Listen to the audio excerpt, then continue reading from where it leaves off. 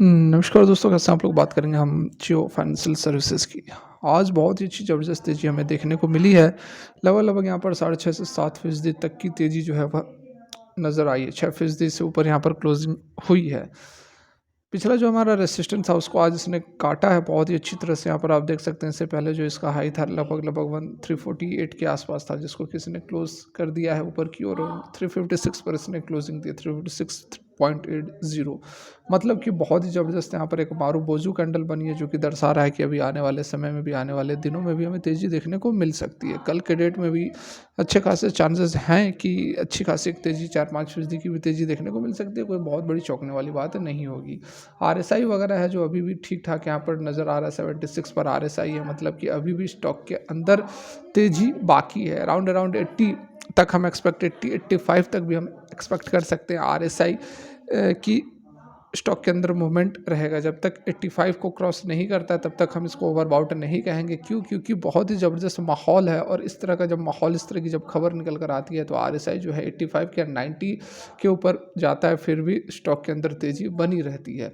तो इस कारण से अभी तो हम एक्सपेक्ट करेंगे स्टॉक के अंदर तेज़ी बनी रहेगी। और जो खबर निकल कर आ रही है बहुत ही ज़बरदस्त खबर है, जिस कारण से आज स्टॉक के अंदर हमें ज़बरदस्त तेज़ी देखने को मिली है। इवन दैट कि मार्केट वीक था, उसके बावजूद आप देखो कि ये बहुत ही कम ऐसा स्टॉक है जो कि आज के डेट में भागा है, जिसमें से जियो फाइनेंशियल सर्विसेज एक है। तो क्या कुछ खबर निकल कर आ रही है, आइए बहुत ही शॉर्ट में समझने की कोशिश करते हैं। तो यहाँ पर आप देख सकते हैं जियो फाइनेंशियल सर्विसेज 8% की जंप लगाया है, ऑल टाइम हाई पर ट्रेड कर रहा है। क्या टेक्निकल चार्ट इंडिकेट कर रहा है उसको समझेंगे, लेकिन उससे पहले क्यों भागा है, खबर क्या है, उसको हम यहाँ पर देखते हैं। देखिए, टुडेज जो अपमूव है वो आया है कब, क्यों? इट वाज रिपोर्टेड, ऐसी खबरें निकल कर आ रही है कि जो पेमेंट्स जो है, मतलब जो फाइनेंशियल सर्विसेज जो है वो इंटर कर सकता है। ये दूसरी आर्टिकल ओपन हो गई, वह इंटर कर सकता है किसके अंदर, तो साउंड बिजनेस के अंदर।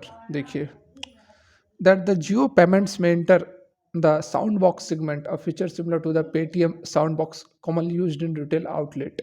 जिस तरह से पेटीएम का एक अपना अलग बिजनेस है, पेटीएम साउंड बॉक्स, उसी तरह से यहाँ पर जो है पेटीएम सॉरी जियो फाइनेंशियल सर्विसेज वह भी इस सेगमेंट के अंदर आ सकती है, उतर सकती है। और इस खबर का असर ऐसा रहा कि 6 से 7-8% तक की तेज़ी हमें देखने को मिली है। पेटीएम वाली खबर निकल कर आई थी कि पेटीएम बिजनेस को एक्वायर करने वाली जियो फाइनेंशियल सर्विसेज, हालांकि उसको नकार दिया गया, लेकिन उससे भी बड़ी खबर यहाँ पर निकल कर आती हुई नज़र आ रही है।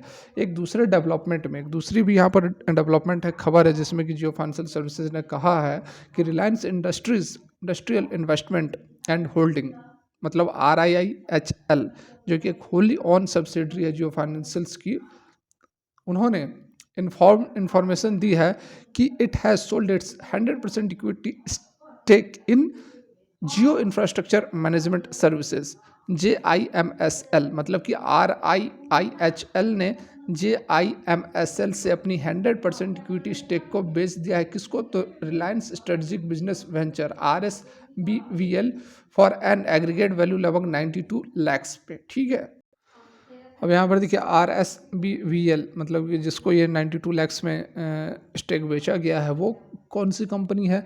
तो वो कंपनी है रिलायंस इंडस्ट्रीज लिमिटेड की, होली ऑन सब्सिडरी। सब्सिडरी कहने का मतलब है कि उसके अंडर कंपनी आती है, उससे छोटी कंपनी है, उसकी ब्रांचेज कह सकते हैं आप, है। तो रिलायंस इंडस्ट्रीज़ की ब्रांच है, जिसको कि जियो फाइनेंशियल सर्विसेज ने अपने बिजनेस को बेचा है, मतलब उसकी सब्सिडरी ने अपने बिजनेस को बेचा है। ठीक है, ज़्यादा कन्फ्यूज होने की ज़रूरत नहीं है।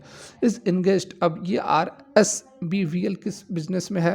तो trading of goods and holding strategic interest in businesses and providing business support services. ठीक है, तो ये काम यहाँ पर यह करती हुई नज़र आ रही है। अब ये सारी बातें तो आप समझ गए क्या कुछ खबर निकल कर आई जिसके कारण की तेज़ी बनी हुई है। ठीक है, अब यहाँ पर हम देख लेते हैं बहुत ही शॉर्ट में कि एक्सपर्ट्स क्या कर रहे हैं और क्या कुछ राय निकल कर आ रही है। जिगर हॉस्पिटल जो कि सीनियर मैनेजर हैं आनंद राठी का उनका यहाँ पर कहना है कि सपोर्ट जो है वो 338 पर है और रेसिस्टेंस जो है 351 पर है। तो कोई भी डिसिसिव क्लोज यदि 351 से ऊपर होता है तो एक ऊपर की ओर मूवमेंट हमें देखने को मिल सकती है 360 तक। ठीक है, ट्रेडिंग रेंज रहेगा 325 से 365 का इस मंथ के लिए। तो यहाँ पर देखिए 351 से ऊपर ऑलरेडी क्लोज हो चुका है। पता नहीं ये लोग देखते हैं या नहीं देखते हैं या फिर क्या, या फिर पुरानी रिव्यू ही अपडेट करते रहते हैं। DRS फिनवेस्ट के रवि सिंह का कहना है कि स्टॉक जो है वो काफ़ी स्ट्रॉन्ग नज़र आ रहा है डेली चार्ट्स के ऊपर, और 380 का लेवल हमें नियर टर्म के अंदर देखने को मिल सकता है। 325 पर स्टॉप लॉस रखना चाहिए। रामचंद्रन का कहना है कि स्टॉक जो है वह बुलिश नज़र आ रहा है लेकिन ओवरबाउट रीजन में भी है, और अगला रेजिस्टेंस जो है 370 पर हो सकता है। इस कारण से इन्वेस्टर्स को करंट लेवल पर प्रॉफिट बुक कर लेना चाहिए। कोई भी क्लोज 345 से नीचे होता है तो 305 तक यह स्टॉक मूव कर सकता है। आज जो है 66.78 लाख शेयर जो हैं वह BSE के ऊपर ट्रेड हुए हैं। Figure was higher than the 2 week average volume जो कि 51.86 लाख था, उससे काफ़ी ऊपर ट्रेड होता हुआ आज के डेट में हमें नज़र आया है। तो यहाँ पर फर्दर आप देख सकते हैं कि 380 पर जाएगा यह शेयर खरीदने की मची लोड मुकेश अंबानी की है यह कंपनी। बात की जा रही है जियो फाइनेंशियल सर्विसेज की, और 380 तक का टारगेट अभी मैंने रवि सिंह का आपको दिखाया ही है। ठीक है, बड़े टारगेट्स भी निकल कर ज़रूर आ रहे हैं, लेकिन अगर आप को अच्छा खासा मुनाफा हो रहा है तो आप हल्की फुल्की यहाँ मतलब कि पार्शियल प्रॉफिट भी बुक कर सकते हैं। कोई इसमें वैसी बात नहीं है। अगर स्टॉक नीचे आता है तो फिर से आप इसके अंदर एंट्री ले सकते हैं। ठीक है, मतलब जो बहुत ज़्यादा रिस्क लेना नहीं चाहते, सेफ इन्वेस्टर्स के लिए कह रहा हूँ।